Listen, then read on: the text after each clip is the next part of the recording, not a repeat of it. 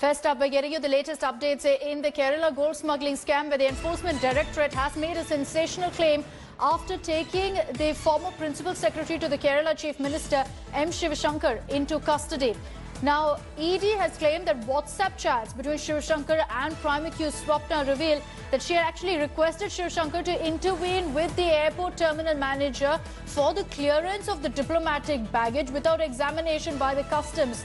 In a statement to ED on October 15, Shivashankar confessed to have spoken to a senior customs officer and made the request as per the wishes of Swapna Suresh. It's been found that 21 consignments were sent between 2019 and 2020, and Shivashankar's involvement helped in the commission of this offence. WhatsApp messages between Shivashankar and chartered accountant Venugopal also shows that Vijayan's former aide was informed about the cash deposits or the withdrawals from the bank locker of Swapna. It's alleged that Swapna had set up this bank locker with the help of Shivashankar. During a search by the NIA, an amount of 64 lakh rupees was seized from one locker and 36.5 lakh rupees was seized from another locker. This is from Federal Bank in Trivandrum. Gopi Krishnan Unitan is joining us with more details on this. Gopi, it looks like the evidence, the proof against Shivashankar and his complicity in this scam is only mounting.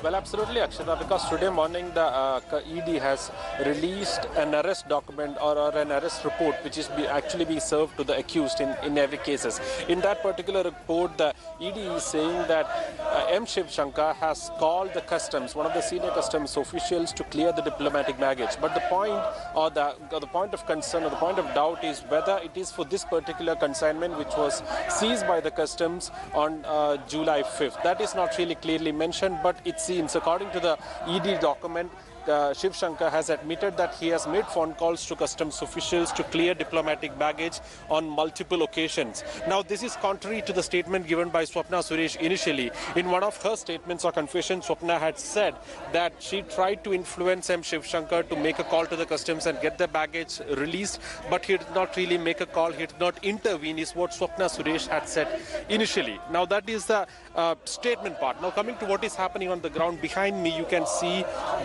the state capital has once again turned into a fortress, into a war zone, because considering the COVID-19 situation, the political parties had at one point decided that they are not going to go ahead with a visible protest where people have to gather in large numbers, and they also at one point limited the number of protesters to 5, maintaining the social distancing in compliance with the section 144.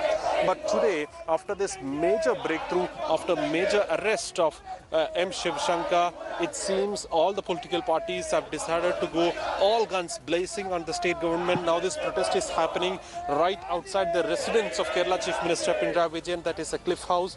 The Youth Congress is holding this protest here. Outside the Secretariat, just a while back, the BJP was also holding a similar protest, and even in that protest, there were at least some 20 to 25 protesters who attended that particular protest, and certainly all the political parties, the opposition parties, they have decided not to comply by the 144 guidelines and get into visible protest on the ground. So a lot of political pressure also on the administration. As the investigation moves forward, you've got the opposition continuing to hit the streets, demanding action and putting the onus on Kerala Chief Minister Pinarayi Vijayan. Gopi, thank you for getting us all the latest on the story. Hello everyone, this is Rahul Kamal here. Hope you enjoyed this video. For the latest news and analysis, like and subscribe the India Today YouTube channel, and don't forget to press the bell icon to stay updated.